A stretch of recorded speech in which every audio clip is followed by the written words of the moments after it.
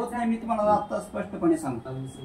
आणि मुलगा इकडे मुलगी इकडे लग्न कशाला करता एका ठिकाणी? मी स्पष्ट बोललो यांना, मला एका ठिकाणी असेल तरच विषय घ्यायचा नाही, अजिबात नाही. कशासाठी करता तुम्ही?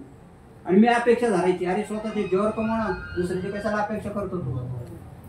हा, तुम्ही एक गोष्ट बघा, खानदान आहे आपला, पात्र पद्धत, माणसं चांगली आहे, रीतिरिवाज आहे, निर्वेशनी आहे, कर्तृत्वान आहे, आई वडिलाचे जोर खिळून खाणारा नाही.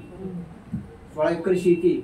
खरं बोला, मी तुमच्याशी खरं बोललोय, तुम्ही माझ्याकडे नाही येणार, मी तुम्हाला सांगतो. पण मी तुमच्याशी खोटं बोललो दोनदा, तुम्ही लगेच माझ्याकडे येणार.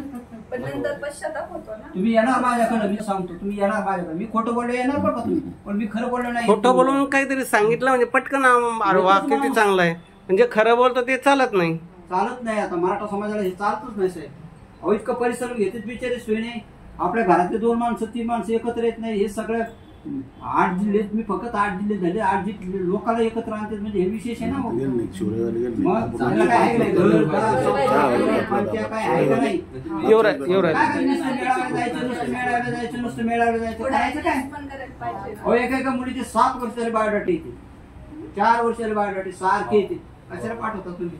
हो, मी उठायचं 10 दिवसाला बायोडाटा बघा. याचं कारण हेच की अपेक्षा जास्त झालं, तुला 10 दिवसाला बायोडाटा बघा. कशाला बघतो? लग्न नसल्या कालचे विषय सोडून दे ना.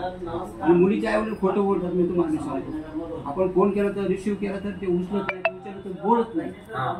हे घडतंय बरं का, माझ्यासोबत बी घडलं. बोलत